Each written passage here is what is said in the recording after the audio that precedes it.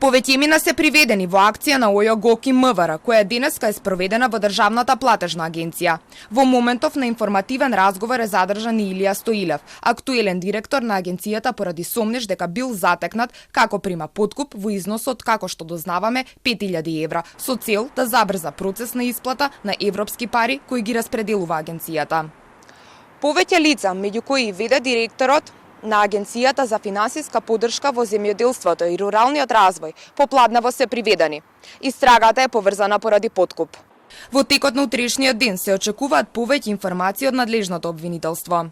Под раководство на јавен обвинител од ОЈО-ГОК, во моментот истражители од Истражниот центар на ОЈО-ГОК и единици на МВР вршат претреси на повеќе локации низ државата поради основано сомневање за сторени кривични дела од коруптивна природа.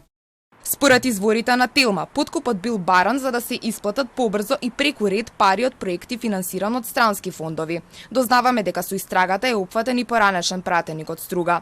Истрагата продолжува, извршени се и повеќе претреси, соопшти првично ОЈО-ГОК и најави повеќе детали во утрешниот ден.